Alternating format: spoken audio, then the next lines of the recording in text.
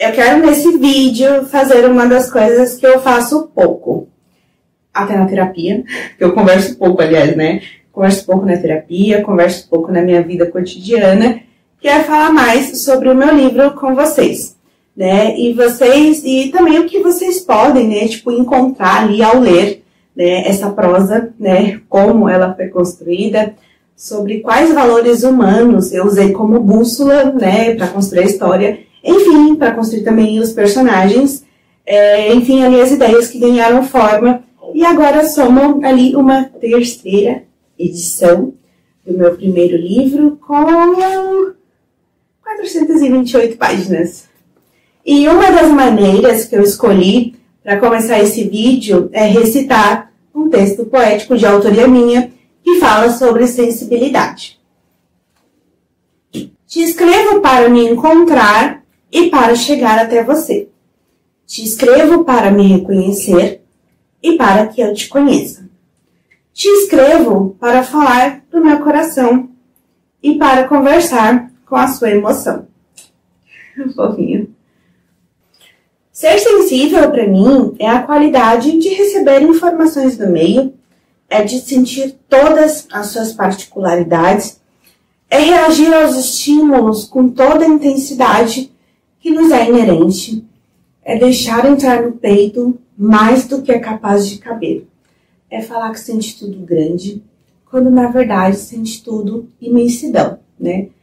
De tantas camadas que a gente percebe ali nos menores estímulos.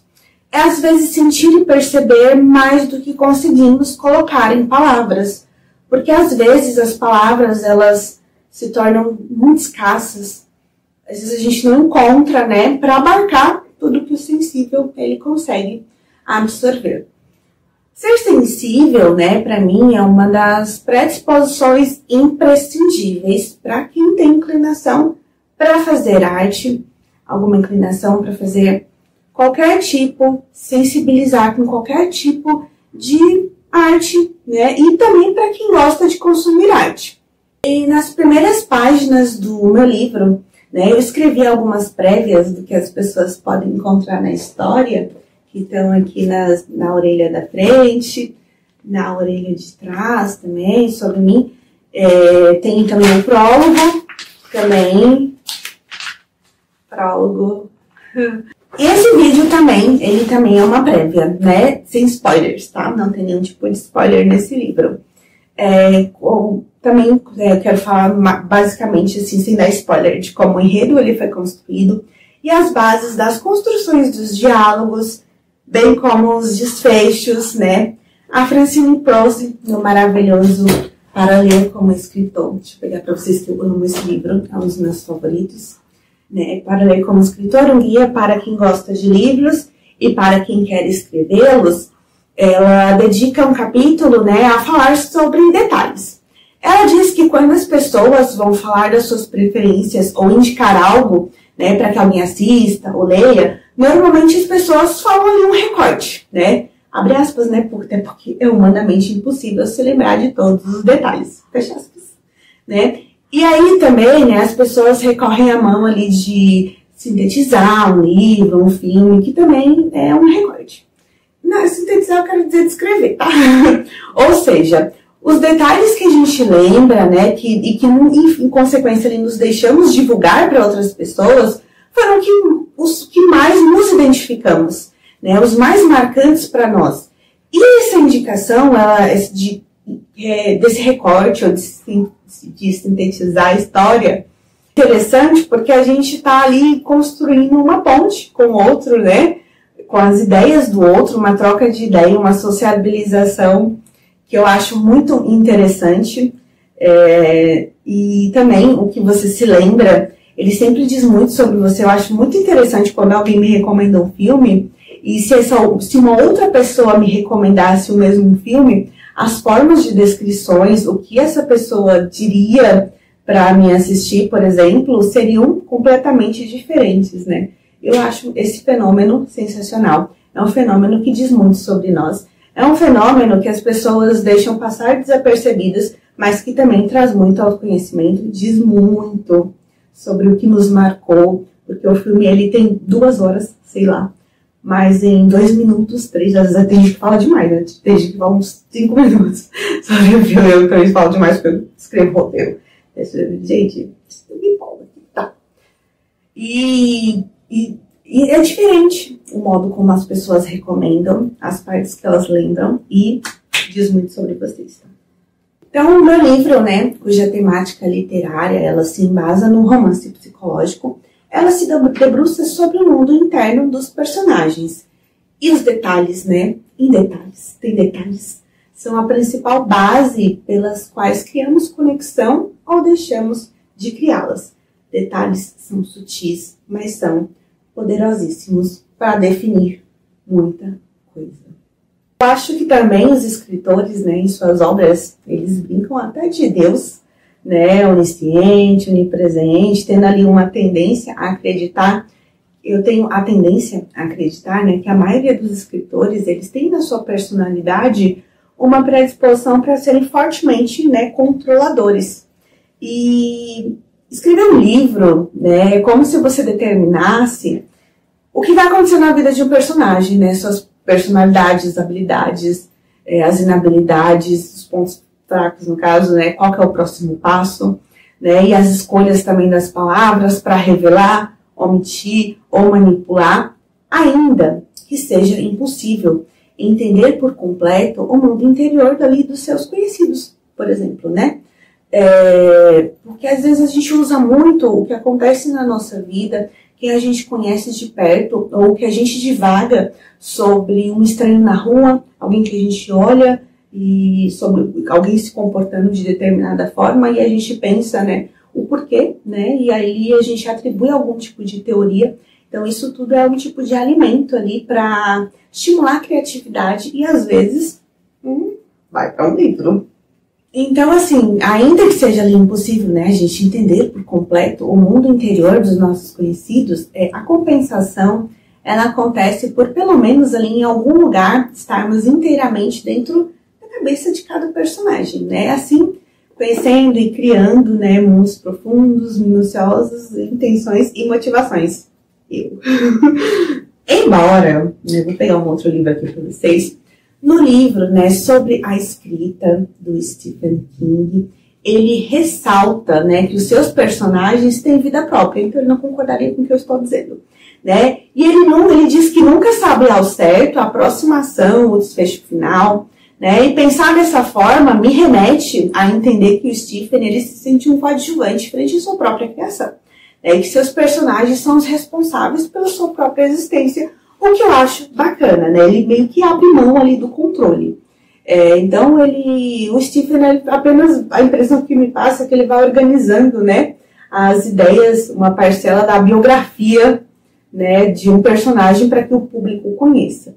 Então, eu sempre tive ali uma forte inclinação para gostar de livros que fossem baseados em fatos, livros bibliográficos, técnicos, ou que fossem fundamentados em ali, experimentos científicos. Portanto, quando eu comecei a escrever esse romance, fiz uma terceira edição, o intuito era que ele fosse uma metáfora da vida cotidiana, né, mais próximo da realidade, e assim como muitos outros leitores, nós nos conectamos também com personagens reais, ou personagens também com problemas reais, ou personagens que são metáforas para a vida real, né? Tanto é que tem literatura fantástica e muita gente gosta. Então, esses leitores, né, que preferem literatura mais fantástica ou distopia, por exemplo, são, como eu disse, uma metáfora para a vida real, exploram questões cotidianas de forma mais indireta, e tem, né, mesmo que o contexto sejam personagens que não existem, como elfos e bruxos, mas o enredo, a narrativa, o modo como está sendo construído, conversa sim com a nossa realidade. Eu acho interessante o Senhor dos Anéis, por exemplo. Eu adoro muito a metáfora, o que quer dizer por trás ali entre o Sméagol, a relação que ele tem com o Anel. Tem muito, se vocês forem parar para ver, tem muita coisa a ver com vários aspectos da nossa vida, mas você percebe que a mensagem ela é passada de uma forma muito sutil, muito indireta, uma forma que não suscita defesas, por exemplo. Eu acho interessante a literatura fantástica por isso, embora não seja o meu principal tipo de literatura que eu gosto de ler, por exemplo. Então, o livro, ele mostra a importância. Um dos objetivos é a importância, disseminar a importância do autoconhecimento. E, para mim, demonstrar o caminho dessa descoberta por intermédio da ficção também torna a proposta mais leve de ser assimilada, né? Então, algumas pessoas, inclusive, é curioso isso, que leram meu livro, e me conhecem, né? Elas sempre me perguntam, né? Tipo, a personagem principal, Manuela, se parece com você. Gente, isso é um aspecto mais normal do mundo. Algumas pessoas acham curioso, né? Essas pessoas que acham curioso é porque provavelmente elas conhecem só eu, pessoalmente, ali é a única pessoa que escreve. Porém, né, se vocês tiverem a oportunidade de conhecer outros escritores, diretores, roteiristas, poetas, conhecer mesmo, assim, pessoalmente, vocês vão perceber que o que eles escrevem tem resquícios deles e de quem os circundam. Né? Ao escrever, né, a gente parte do ponto de vista, né, do que a gente conhece. A gente fala do que a gente conhece. Inclusive, esse é um livro sobre a escrita do Stephen King, que é direcionado principalmente a escritores. Ele fala disso, né? Tipo, comece escrevendo sobre o que você conhece, porque é o que você vai falar com mais verdade, com mais propriedade. Então, ao escrever, né, a gente parte do ponto de vista que conhecemos, né, do que como a gente interpreta o mundo que nos cerca, as situações que vivemos, o que a gente vê, né? E não raro, né? Transformamos, né? Para deixar a história mais interessante, a gente dá uma transformada no que a gente viu, né? Para deixar a história mais suspensezinho ali, algumas técnicas literárias de final de capítulo, gancho pro segundo, né? Até porque escrever dessa maneira, né? Também torna a escrita mais verdadeira, mais honesta, como aponta que o Stephen King nesse livro sobre a escrita, ele fala, né? Escreva sobre o que você sabe, sobre o que você conhece. Então o Stephen, ele seria o meu melhor exemplo de que escrevemos sobre nós, ainda que tentemos fugir um pouco desse viés, né? Que acompanha ali os livros dele, sabe um pouco, e também sabe um pouco ali da biografia dele, sabe também que ele já foi alcoólatra, né? E ele fala nesse livro que o personagem principal do Iluminado, que tem essa característica, que tem esse vício, né? Ele admitiu nesse livro que muitos personagens ele escreveu sobre ele, inclusive essa tendência ao alcoolismo do personagem principal do Iluminado. E outro ponto interessantíssimo nas histórias dele, né, são as relações matrimoniais. Então, no livro A Espera de um Milagre, que também virou filme, né, o personagem principal, se não me engano, interpretado pelo Tom Hanks, né, ele tem uma relação de amizade com a esposa que transpassa o vínculo do casamento, né, e aqui nesse livro, né, que ele escreve sobre uma curta biografia dele, a gente percebe que a relação que ele tem com a esposa é exatamente a mesma. Então, quando eu comecei a escrever esse livro, eu não levava ele tanto a sério, né? Porque eu não tinha tempo, eu não tinha dinheiro para investir nele. Eu estava começando a faculdade, então eu dormia 4 horas por dia para conciliar trabalho, faculdade, estudos, etc. Então eu escrevia sem muita perspectiva, mas eu sempre escrevia, né? Em qualquer lugar, em qualquer situação. Então, quando eu fui mandada embora de um emprego, alguns anos atrás, foi quando eu escrevi a primeira edição, eu tinha 22 anos, né? Eu tirei ali um mês de férias para organizar todos os escritos e rascunhos que estavam bem organizados, né? Então, eu trabalhei nesse livro durante um mês inteiro, com uma rotina ali mais ou menos de 10, 12 horas, só trabalhando nesse livro para organizar os escritos, todos os dias por semana. Para me dedicar também a construir a história ali com coesão, encaixar os rascunhos, de modo a não ficar em buracos, etc. E eu me lembro que eu sentia um imenso prazer, né? E eu nunca encarei a escrita como um fardo. Eu costumava pensar assim, cara, se eu faço isso com tanto empenho, motivação, de graça, né? Imagina se eu recebesse por isso. Então eu levei mais de 3 anos para escrever a primeira edição. Eu não lembro quantos meses eu levei para escrever a segunda edição. Mas eu levei 7 meses para reescrever a terceira edição. Eu reescrevi essa terceira e última, espero que última, entre dezembro de 2022... Não, desculpa. Entre dezembro de 2021 e agosto de 2022. Então, hoje eu encaro a escrita de forma mais pretensiosa, eu tenho mais tempo para me dedicar e aprimorar essa técnica. Então, né, como eu já disse antes, o objetivo principal do livro é falar sobre a importância do autoconhecimento. Eu sou graduada em psicologia, já fiz terapia e foi um dos melhores investimentos da minha vida, né, ambos. Então, o livro está muito influenciado por essa fase. A faculdade, ela abriu muitos horizontes internos, me fez mais consciente dos meus objetivos e valores, me fez perceber gatilhos mentais e hábitos que sabotavam os meus projetos, e eu quis perpetuar essa experiência de construção e desconstrução diária e árdua, né, em um romance, porque torna a proposta mais leve, né? E a Clarissa Estés, no livro Mulheres que Correm com os Lobos, que é interessantíssimo esse livro, ela fala muito de intuição, né? Ela resgata de forma belíssima o quanto a consciência das escolhas em um primeiro momento é algo que suscita fortes sentimentos negativos, né? Como tristeza de sentimentos. Isso porque a gente passa a ver o mundo, né, como ele é, menos como a gente gostaria que ele fosse, né? Embora ser ali mais consciente de si em um primeiro momento, ele traga aspectos dolorosos, é uma das melhores escolhas que a gente pode fazer por nós mesmos, né? É assim que você se mantém fiel aos seus princípios e valores e constrói a sua estrada ao invés de se guiar pela bússola da estrada de uma outra pessoa, né? Então, ter como bússola a fidelidade a você é a base para as escolhas que convergem ao encontro da felicidade genuína e de uma vida mais completa para você e de uma vida que faz mais sentido para você, né? Então, vocês já pararam para se perguntar quais são os seus valores pessoais e humanos? Eu acredito que as pessoas não exercem tanto essa reflexão, mas elas deveriam ter mais claro para si quais são eles. Porque qualquer plano de vida, meta, sonhos, escolhas, né, escolhas de amigos, de companheiros, eles terão mais sucesso se eles estiverem atrelados aos seus valores pessoais, né?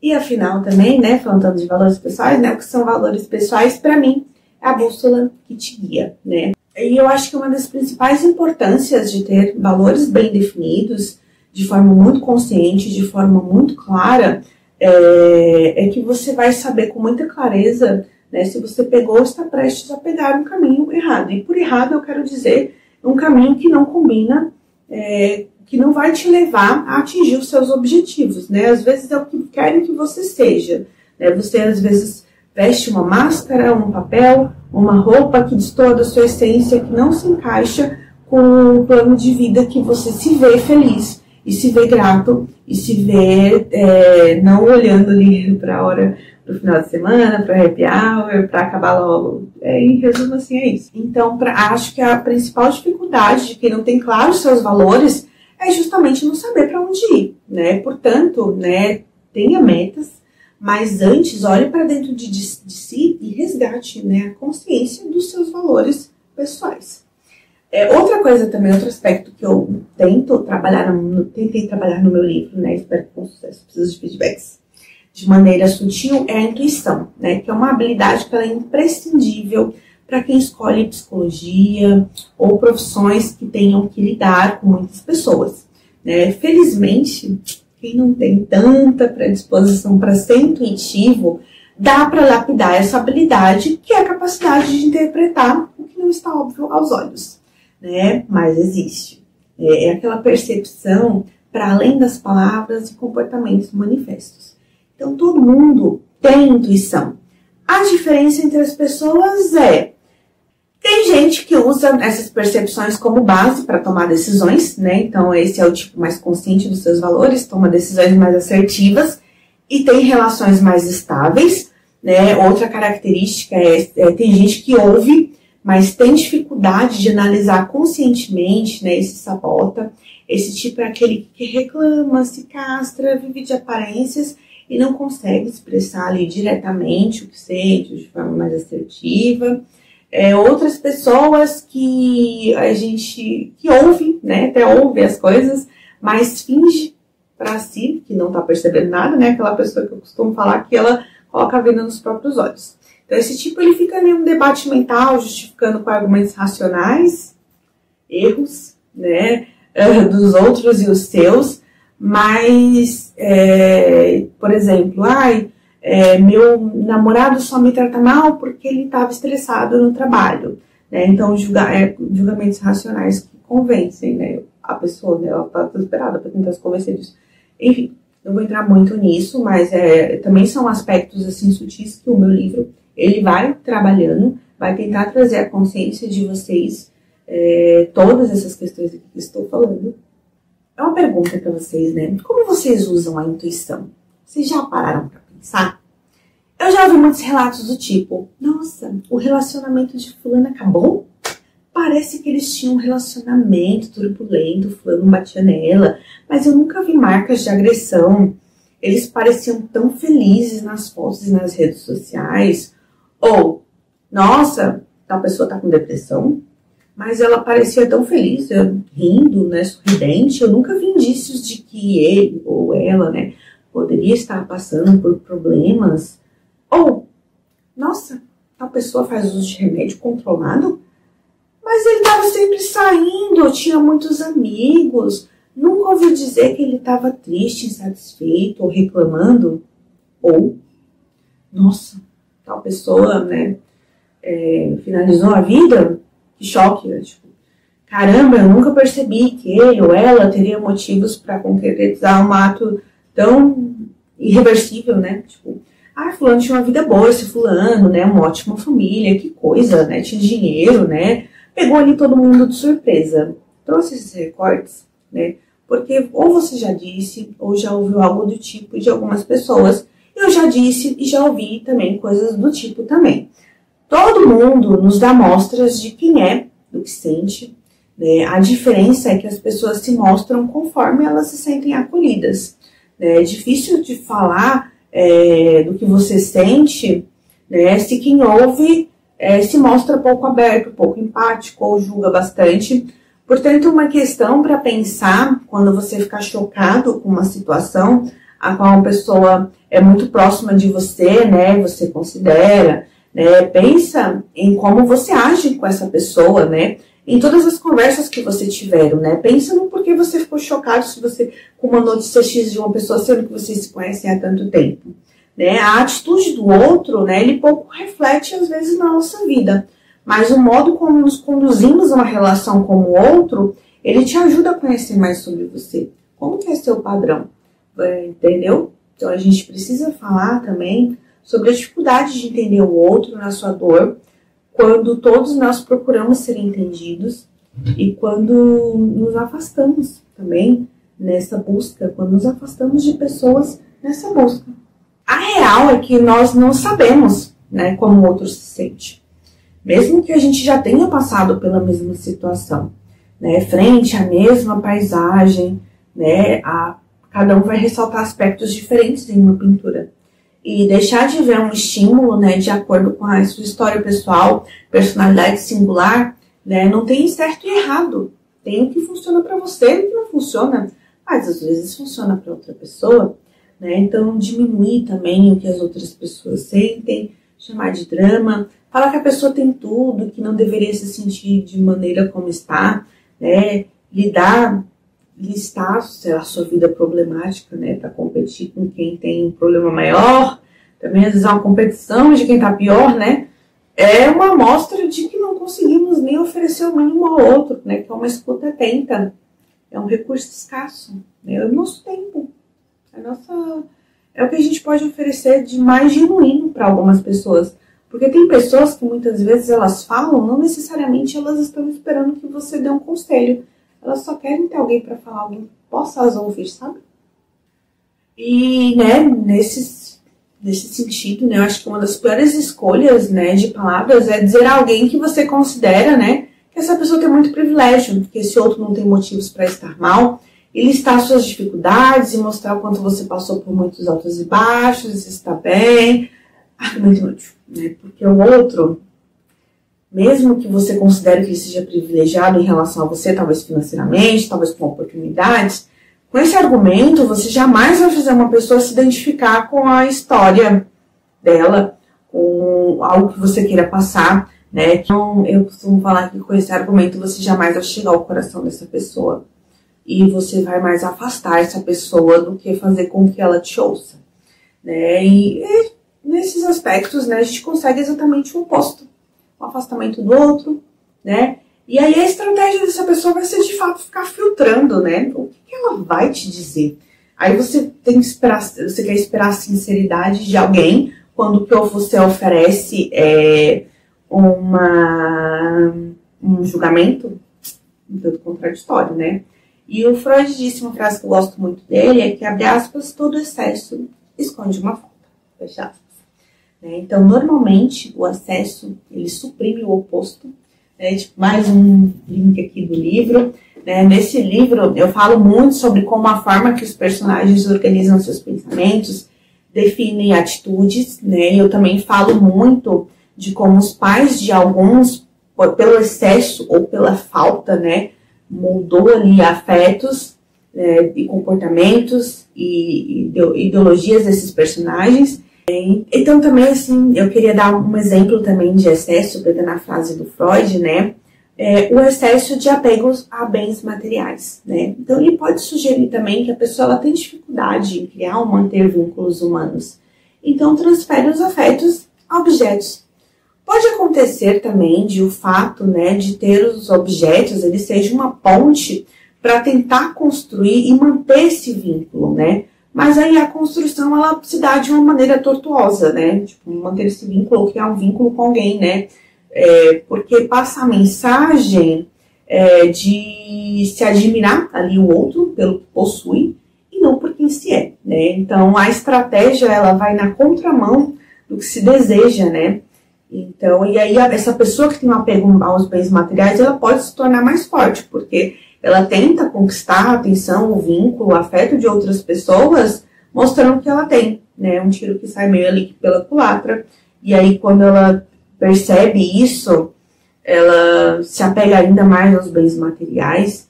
Então, é um outro contorno, assim, de situações de vivências que eu também trago no livro. Então, esses afetos, assim, mais dirigidos, assim, a bens materiais, eles podem ser reforçados porque bens materiais são inanimados, né? Logo, podem ser controlados, né? Eles não julgam, eles não se movem, né? Portanto, não te abandonam até você morrer. O que se deposita nesses bens, né, é a evitação de aspectos negativos que os vínculos trazem, né? Os vínculos trazem dor, as pessoas não vão agir sempre como você gosta, né? Aspectos que esse outro ele não consegue aprender a administrar numa relação mesmo saudável. Numa relação saudável você não concorda sempre com a outra pessoa. Vai haver atrito e tudo bem, né? A questão é como lidar com esses atritos que surgem. Construção, né, do sentimento, por fim, um vínculo, elas são percepções moldadas ali por detalhes, pelo contato, né? E os detalhes, eles são aprendidos de maneira pouco consciente, né? São percebidos intuitivamente, voltando na intuição, né? Que é o que faz escolhermos ou deixarmos de escolher, sem entenderem bem a razão ou porquê. Mas se você esmiuçar, né, a gente vai perceber que os detalhes, eles dão mostras da essência, da parte profunda de cada um, da parte que a gente quer mostrar, mas a gente não encontra palavras, da parte que a gente quer esconder, né, mas acaba por se revelar. Os detalhes, eles também moram nas perguntas. Outra coisa também que eu tento trazer aqui nesse livro, as perguntas para os poucos atentos, elas acham que elas são triviais, não falam nada, né, que são frutos apenas de uma curiosidade. Porém, todos, quando fazemos uma pergunta, já nos debruçamos mentalmente sobre a possível respostas. Ao perguntar, a gente só quer ter a certeza, né, de que o nosso pensamento, ali, aquela teoria, né, vai se confirmar ou não. Todo mundo que te faz uma pergunta já tem uma resposta prévia na cabeça, já elaborou ali uma teoria. Nenhuma pergunta é isolada, né, a fazemos para alcançar uma meta, confirmar ou refutar uma impressão, né. Os detalhes também moram na intensidade de escolher algo, na intensidade com qual você fala muito sobre algo, na intensidade com qual você foge sobre falar, no modo do toque Os detalhes moram nos braços cruzados, na postura inclinada. Os detalhes moram no oposto, né, da palavra que foi dita. Os detalhes moram no que foi escolhido mostrar e no que foi escolhido esconder. Os detalhes estão por toda parte. Os detalhes se repetem de distintas maneiras. As pessoas falam a mesma coisa com palavras diferentes. E, acima de tudo, os detalhes dizem sobre quem os está percebendo. Os detalhes podem estar enviesados por uma percepção de como você gostaria que as coisas fossem, e não sobre como são. Podem estar enviesados por emoções fortes, tipo paixão. Portanto, ao se atentar aos detalhes, né, resgata para você o porquê algo tão sutil chamou sua atenção. Esse exercício dele te traz um enorme autoconhecimento, muito mais do que a racionalização deliberada. Vale ressaltar novamente de que eu não dei nenhum spoiler do meu livro com esse vídeo. Tentei falar para vocês mais ou menos algumas questões que eu tentei elucidar. Vou deixar aqui na descrição, no primeiro comentário fixado, o link para vocês adquirirem os 5 primeiros capítulos de forma gratuita do meu primeiro livro, terceira edição. É isso. Obrigada, galera.